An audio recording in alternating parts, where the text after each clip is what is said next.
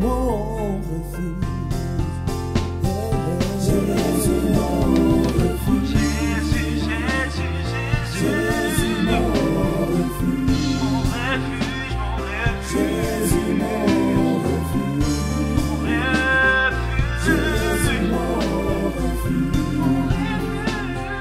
Jésus, mon refuge. Amen.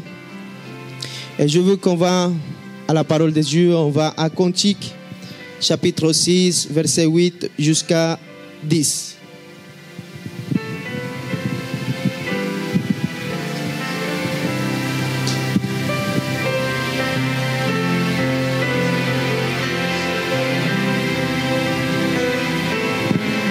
Amen. Il y a 60 reines et 80 concubines, et des jeunes filles son nombre. Une seule est ma colombe, ma parfaite. Elle est l'unique de sa mère, la préférée de celle qui lui donna le jour. Les jeunes filles la voient et les disent heureux. Les reines, les concubines aussi, et elles la louent. Qui est celle qui apparaît comme l'aurore, belle comme la lune, pure comme le soleil, mais terrible comme des troupes sous leur bananier. Amen. Là, c'est le livre des Cantiques des Cantiques. Et là, il nous parle de la vie de le roi Salomon. En fait, il nous parle que lui, il avait de quoi? Des reines, des concubines et des jeunes filles. Nous tous ici, on a grandi avec des relations différentes. On a eu des relations avec des papas, mamans. Mais depuis qu'on est né, on a besoin d'avoir une relation. Ce bébé qui naît, qui sort du ventre de sa maman, il a besoin de sa maman pour qu'il soit allaité, pour qu'il commence à marcher. Et c'est sa première relation. Il a des relations avec les frères, avec les sœurs. Mais aussi, à un moment donné, il doit avoir ce bébé, il a grandi, et il va avoir une relation avec une épouse ou avec un mari. Amen. Alors, on a tous des relations différentes. La vie d'un bébé, elle dépend presque entièrement de sa maman, jusqu'à qu'il peut bouger par lui-même. Et nous tous ici, toutes ces relations, personne n'a été rempli par ça, entièrement, ou pleinement. Mais une relation qui va te remplir, et c'est la relation que tu as avec notre Seigneur Jésus-Christ. C'est cette relation unique qui peut remplir ta vie pleinement. C'est le Seigneur Jésus-Christ. Et c'est pour ça que je veux ramener la parole de Dieu dans la vie spirituelle de chacun. Là, il nous parle le roi de Salomon, qu'il avait des reines, mais qu'il avait aussi des concubines, mais qui aussi avait des jeunes filles.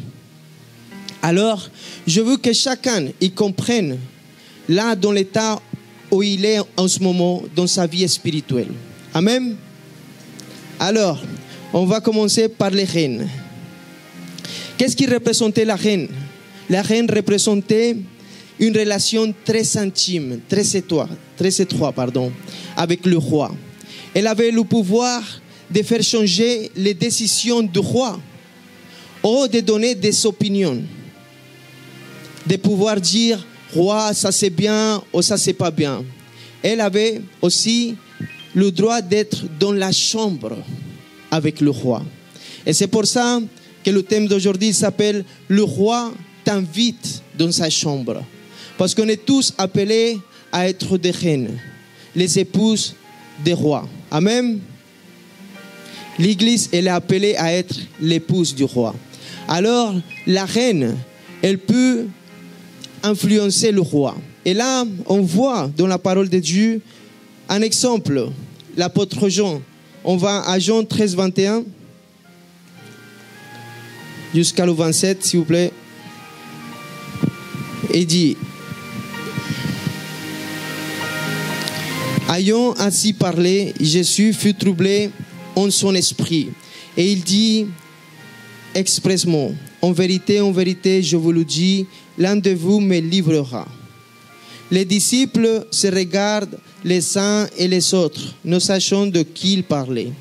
Un de ses disciples, celui que Jésus aimait, était couché sur le sein de Jésus. Simon Pierre, et là écoutez bien, Simon Pierre lui fit signe de demander qui était celui dont parlait Jésus.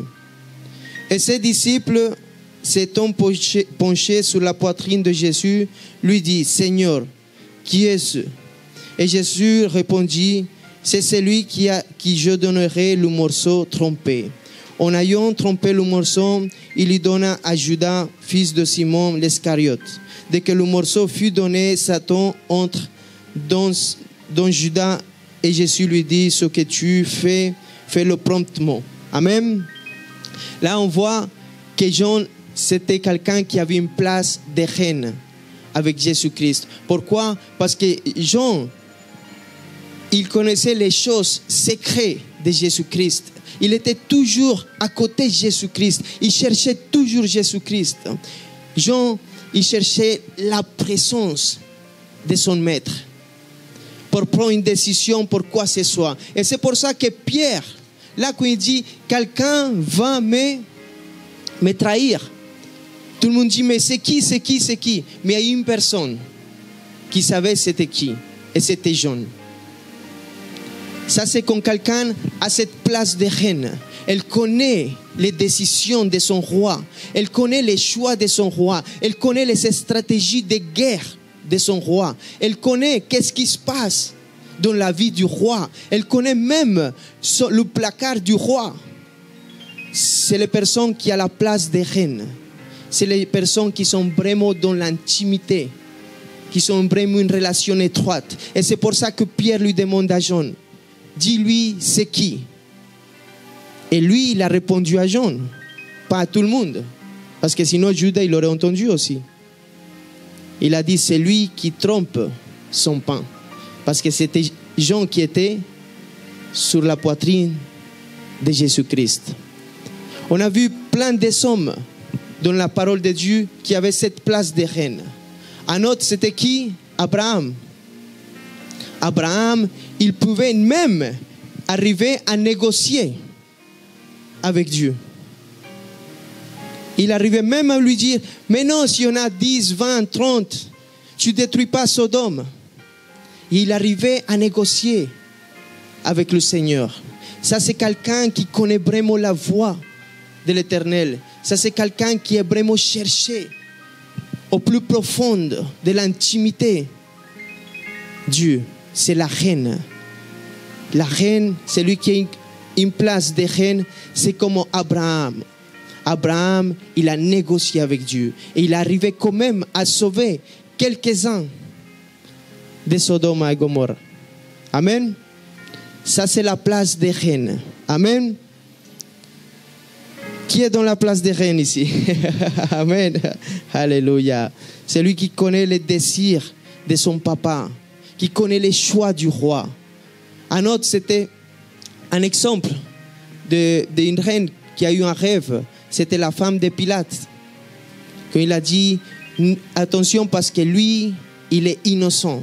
Et elle est partie lui parler à Pilate. Et Pilate, quand même, il a dit, je me lave les mains. Pourquoi? Parce que sa femme, elle a influencé cette personne. La reine, elle a le pouvoir d'influencer Dieu. Une personne qui a une position de reine, elle a la place de changer certaines décisions, même de Dieu, comme il a fait Abraham. Amen. Après, on va voir ce qui est les jeunes filles. Les jeunes filles, en fait, celui qui a une position de jeunes filles, c'est ceux qui sont commencé à expérimenter cet amour en Jésus-Christ. Celui qui ont commencé, qui ont découvert la vérité en Jésus et qui ont cet amour dans son cœur et ils font beaucoup de choses, mais par sentiment, pas par connaissance. Amen. Parce qu'ils ont cette envie d'accomplir les choses de le roi. C'est lui qui a conquéri son cœur. Et beaucoup d'entre nous, on a senti ces flammes. On la sent toujours. Qui sont cette flamme dans son cœur? Amen. Qui est amoureuse de notre Seigneur Jésus-Christ, du roi du roi. Amen. Alléluia. Il n'y en a pas beaucoup, hein? Amen. Alors, ça c'est les jeunes filles. Les jeunes filles sont expérimentées cet amour de Dieu. Ils expérimentent. Mais les jeunes filles, ils ne sont pas rentrés encore où? Dans la chambre du roi. Ils ne sont pas rentrés encore dans la intimité du roi. Ils l'aiment, ils sont enveloppés par cet amour de Dieu.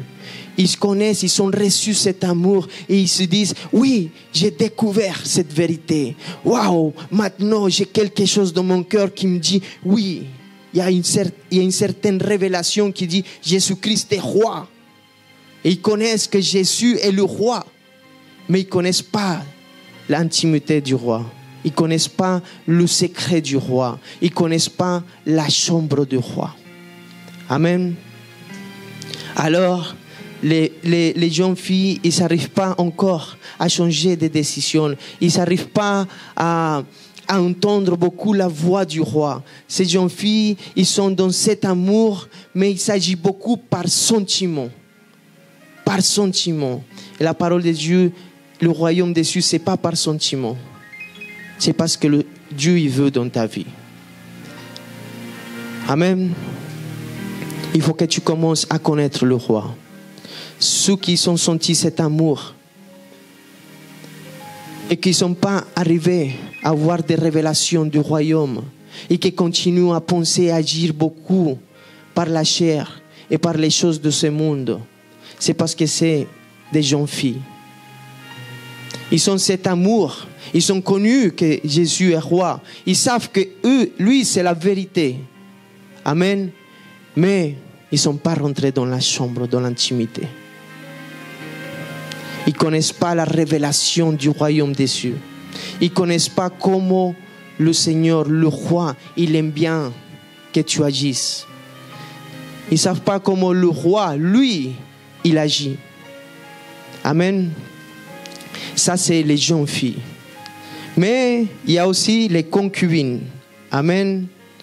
Et les concubines, à l'époque, les concubines sont elles qui travaillaient pour la reine. Amen. Ils travaillaient pour la reine. Ils connaissaient la reine. Ils connaissaient les secrets de la reine, mais pas du roi. Ça, c'est toutes les personnes qui travaillent beaucoup pour le corps du Christ, pour l'Église, qui font beaucoup de choses. Ils font la charité, ils font beaucoup de choses. C'est pour ça même l'Église catholique, vous voyez, ils font beaucoup de charité, mais ils ne connaissent pas le roi. Ça, c'est les concubines, celles qui travaillent énormément pour l'œuvre de Jésus-Christ. Elles travaillent, et tous, on doit travailler pour l'œuvre de Jésus-Christ. On doit travailler, mais on doit travailler pas pour l'œuvre, mais pour celui qui appartient à l'œuvre. Amen. Et quand on commence à voir la vision de cette manière, tout va changer. Tout va changer dans votre vie. Quand vous travaillez pour l'œuvre, ça va être plus fatigant. Vous allez être plus chargé. Pourquoi? Parce que vous le faites vraiment pour le roi et pas pour la reine. Vous le faites pour le roi et pas pour le corps du Christ. Alors là, vous n'allez pas être fatigué. Parce que quand la concubine, elle travaille vraiment pour le roi, elle va rentrer dans la chambre du roi et elle va connaître le roi. Et tout ce qu'elle fait, elle va le faire vraiment par cet amour. Et elle sait pour qui elle travaille. Elle ne travaille pas pour une église. Elle travaille pour le boss de l'église. Amen. Alléluia. Et tout va changer dans ta vie. Moi, ça m'arrivait d'être chargé et de travailler pour l'œuvre. Et je prenais un baffle et je faisais à manger et je faisais des réunions. Mais en fait, à l'époque, je travaillais pour l'œuvre. Et je ne travaillais pas, en fait, pour celui qui appartient à l'œuvre. Et beaucoup d'entre nous, on commence à se confondre. Et c'est pour ça qu'on commence à être chargé. Commence à être chargé. Ah, il faut que je fasse l'accueil. Et tu es chargé à l'accueil. Ah, il faut que je fasse ça. Et tu es chargé. Et quand tu sors de chez toi, tu dis, ah, il faut que je sers. Et tu commences plus à te nourrir, ni à le faire avec cet amour. Et à un moment donné, quand tu sers, tu dois servir parce que tu dois être conscient que tu as grandi. Et que tu as plus besoin d'être nourri, mais de nourrir aussi, de commencer à avoir des enfants aussi dans l'esprit. Parce que si tu viens tous les jours pour recevoir, à la fin tu vas connaître toutes les prédications du pasteur et tu vas dire, ah, il a déjà dit ça. Mais en vérité, tu dois venir aussi pour aider le corps de Christ qu'il grandit, qu'il soit en bonne santé. Et quand tu vois quelqu'un, tu dois voir le besoin de cette personne. C'est de cette façon que tu vas commencer à travailler, pas pour l'œuvre, mais pour Jésus-Christ qui t'a mis là, pour que tu grandisses de cette façon. Amen. Alléluia. Alors, il y a les reines, il y a les jeunes filles et les concubines. Toute cette femme de Salomon, c'était toutes des femmes à lui, mais tous n'étaient pas dans le même endroit, ni avec les mêmes droits, ni ils avaient les mêmes privilèges. Chacun s'était réparti. La parole de Dieu, elle est tellement belle que même d'une histoire comme ça, tu la ramènes dans ta vie spirituelle. Et tu vois comment tu dois être devant Dieu. Et Dieu, il t'appelle aujourd'hui pour que tu ne sois pas une jeune fille ou une concubine, mais que tu sois la reine, que tu sois l'épouse parfaite du Seigneur Jésus-Christ. Et tu sais, aujourd'hui, je vais te donner un secret. Un secret, comment devenir reine. Amen. Amen. Et on va à Cantique 1:12.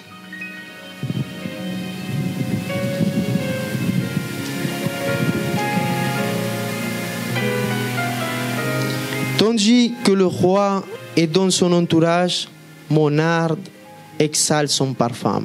Amen. Le parfum, c'est quoi? Le parfum, c'était le moyen de que cette concubine ou cette jeune fille, elle mettait ce parfum pour attirer qui? Le roi. Il passait à côté de la chambre et il laissait son odeur. Pour que le roi, quand il sortait, il y a la jeune fille qui est passée. Et c'est de la même façon que tu rentres dans ta chambre et tu commences à prier et adorer l'Éternel Dieu. Ça va monter comme une odeur agréable devant le roi.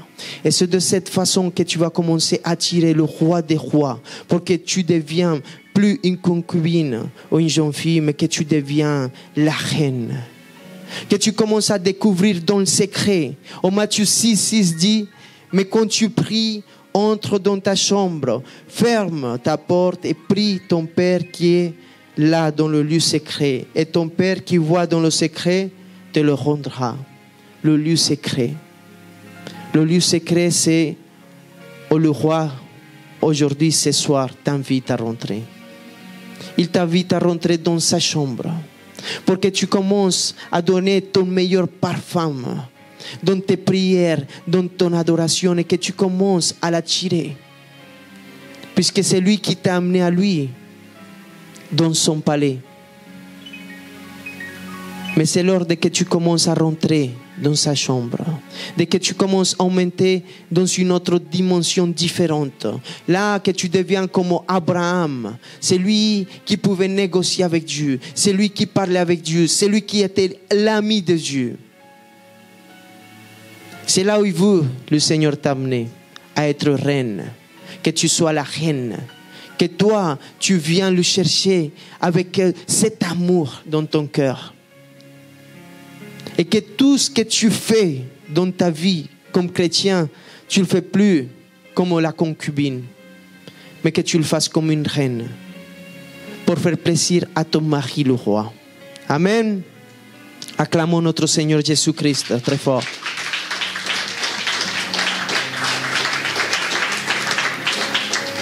Mais le Seigneur, il fait exception de personnes. Exception de personnes. À l'extérieur, il y a des hommes et des femmes qui ont besoin de rentrer dans ce palais, de chercher le roi. Mais je vais vous dire quelque chose. Le roi, lui-même, c'est lui qui les attire. C'est lui qui les amène dans son palais. Pour qu'il commence à lui donner cet amour. Il y avait un homme qui s'appelle Méphi-Bosset. On va à 12e de Samuel 9:7. Et cet homme, c'était de la famille de Jonathan. C'était le fils de Jonathan. Et David, il a voulu tenir sa parole qu'il a donnée à Jonathan et de dire, c'est qui reste de la famille de Saül? Et ils ont dit, il reste un homme qui s'appelle Méphibosheth. Et Méphibosheth, c'était quelqu'un qui était invalide. Et ses jambes ne marchaient pas. Il y avait un homme qui s'appelle Hetsiba, son serviteur. Le serviteur, il a dit, il habite à Lo-Debar. Et Lo-Debar, ça veut dire pas sans pâturage. Ça veut dire lieu de misère. C'est l'état comme il s'est trouvé Méphibosheth. Beaucoup de personnes à l'extérieur se trouvent de la même façon. De cette façon. Ils se trouvent dans un lieu de misère. Même, il y a des gens dans l'église qui savent qu'il y a un roi. Qui savent, là c'était le roi David qui a fait appeler cet homme Méphibosheth. Il y a beaucoup de personnes dans l'église qui connaissent qu'il y a un roi. Ils connaissent qu'il appartient à la descendance du roi. Mais ils ne se comportent pas de la même façon. Et cet homme Méphibosheth, il était de la famille de Saoul. Il était fils de Saoul, fils de Jonathan. Et David, il a eu compassion, il a dit, il faut l'amener ici, dans le palais. Et ils sont partis le chercher. Et là, il s'est trouvé à cet endroit qui s'appelle Lo-Debar, que c'est un lieu de misère. Et il habitait dans la maison de Makir. Et le nom Makir, ça veut dire vendu. Vous savez, je vais vous dire quelque chose. Quelqu'un a payé le prix pour vous. Pour que vous rentrez au palais. Pour que vous venez manger à la table avec le roi. Pour que vous puissiez rentrer ce soir à la chambre avec le roi et vous le connaissez dans l'intimité. Celui qui a été vendu pour quelques pièces, c'était Jésus-Christ. C'est lui qui a donné sa vie pour nous. Amen. Acclamons-le très fort parce qu'il mérite d'être acclamé.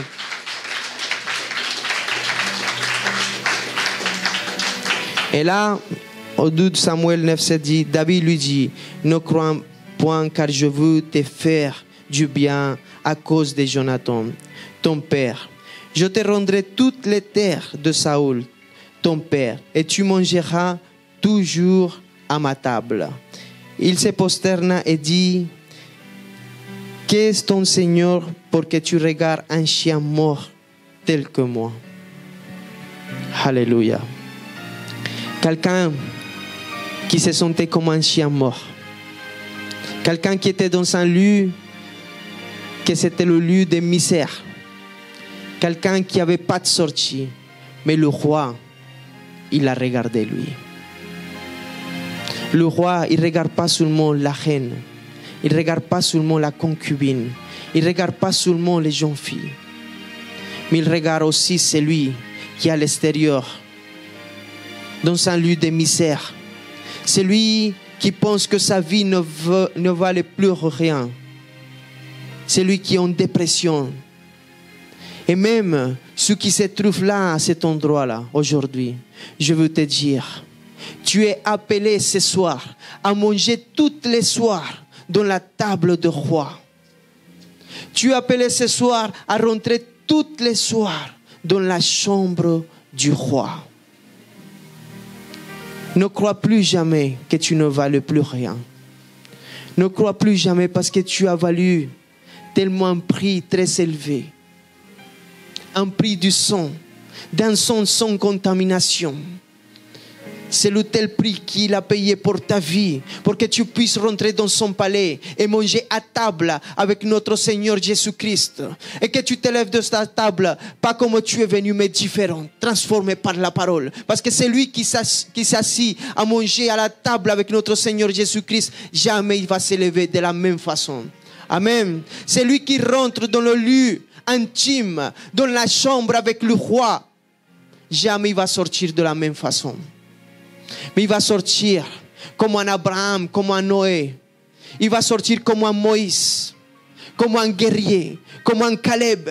Il va avoir envie de se battre. Et la dépression va partir de ta vie. L'oppression va partir de ta vie. Dans le nom précieux de Jésus-Christ. Maintenant, tu vas connaître la vérité et la vérité t'affranchira. Dans le nom précieux de Jésus-Christ, je déclare que ta vie, je déclare que ta maison, c'est un autel levé pour la gloire de l'Éternel. Et que tout le monde va voir dans ta vie que tu as vraiment une communion, tu as une intimité. Dès que tu parles au roi des rois, que même le président le plus grand, il n'a pas le privilège que tu vas avoir ce soir. Quand tu rentres dans le lieu intime, parler, c'est lui qui a créé toutes les choses pour lui et par lui. C'est à ça que Dieu t'invite ce soir, à rentrer dans sa chambre, que ta communion, que ta vie comme chrétienne, elle change à partir de que tu t'assois dans la même table que roi, à le même moment que tu rentres à faire une communion avec l'Éternel. Ta vie, elle doit changer. Ta vie, elle va changer. Ta vie, elle va changer. Dis-le à celui qui est à côté de toi. Ta vie, elle va changer ce soir. Tu vas être plus le même. Mais aujourd'hui, quand tu te lèves du table, qui est venu manger ce soir? Qui est venu manger ce soir avec le roi des rois? Qui est en train de se nourrir de la parole de l'Éternel ce soir? Maintenant, tu lui dis à celui qui est à côté de toi, tu ne te lèveras pas de table de la même façon. Dis-lui. Mais tu vas être transformé par la puissance du royaume des cieux. Alléluia. Acclamons le Seigneur Jésus-Christ. Il y a combien de reines ce soir ici? Des gens qui vont chercher l'intimité avec le Seigneur, avec le roi des rois. L'intimité. La connaissance, ça veut dire djihad. Et djihad, c'est utilisé dans la Bible quand Adam, il a connu Ève. Alors, si tu veux la connaissance, il faut l'intimité. Si tu veux la connaissance, il faut que tu rentres dans la chambre avec le roi et que tu as intimité avec le roi. Amen. Parce que Yad, ça veut dire connaître. Adam, il a connu Ève. Et toi, tu as connu qui? Jésus-Christ. Qui sont les témoins de Jésus-Christ ce soir-là? Alléluia. Qui a connu la puissance et l'amour de Jésus-Christ. Qui se sont attirés par son amour. Alléluia. Je veux dire ce soir, cherchez. Cherchez dans l'intimité de Jésus-Christ. Vous voulez grandir? Rentrez dans le lieu secret. Vous voulez être grand et fort? Mangez à table avec le roi. Et vous allez vous nourrir vraiment des choses du royaume. Des choses qui ne périssent jamais, mais des choses qui sont pour l'éternité. Des choses qui sont incorruptibles, que ni les voleurs, ni personne en ce monde peut vous voler. C'est des choses que tu dois atrésorer dans le coffre-fort de ton cœur. Parce que là, l'ennemi, il ne pourra pas les voler. Lui, c'est un voleur. Il veut voler la parole d'aujourd'hui. Mais tu déclares aujourd'hui que tu es une terre fertile et que personne ne volera cette parole et que tu vas rentrer dans le lieu secret et tu vas chercher le roi des rois parce qu'il t'attend là-bas. Il t'attend. Il t'attend. Et il va déverser sur toi ce soir quelque chose de différent. Ça que tu évolues toujours. Dis-là, dis-là où tu es, Seigneur. Là, ce soir, où tu m'attends dans le lieu secret, là où tu m'attends dans ta chambre, je suis sûr et convaincu que tu vas déverser de ta révélation, de ta connaissance. Et qu'aujourd'hui, je suis plus concubine, je suis plus jeune fille, mais je suis ta reine. Et à partir d'aujourd'hui, je connaîtrai tes désirs pour ma vie, tes projets pour ma vie. À partir d'aujourd'hui, je marcherai comme une reine. Et là où j'y aille, tout le monde verra que je suis une reine. Et rien de ce monde peut m'affecter parce que mon mari, c'est le roi des rois et le Seigneur des seigneurs. Et tout le monde dit Amen. J'espère que cette prédication t'a édifié. La Bible dit dans la lettre aux Romains, au chapitre 10, verset 9, que si tu reconnais publiquement que Jésus est le Seigneur et que Dieu l'a ressuscité d'entre les morts, alors tu seras sauvé. Je t'invite à faire cette prière avec moi afin de recevoir la vie éternelle. Là où tu es, tu peux fermer tes yeux et dire « Seigneur Jésus-Christ, je t'ouvre mon cœur. Je reconnais mon péché devant toi. Je te remercie d'avoir porté, Seigneur, toutes mes fautes à la croix et de m'avoir offert la vie éternelle. Je crois que tu es le Fils de Dieu, que tu es mon Seigneur et mon Sauveur. Je reçois ton Saint-Esprit aujourd'hui. Je pardonne toutes les personnes qui m'ont fait du mal dans ma vie, Seigneur. Et j'accepte ton amour au nom de Jésus. Amen. Je peux également venir le lundi et jeudi à 19h30 à notre église Jésus mon refuge, ou bien les cultes au samedi à 18h, à Paris, 76 rue Pierre Soulier, 75 020 métro Porte des Lilas. Que Dieu te bénisse.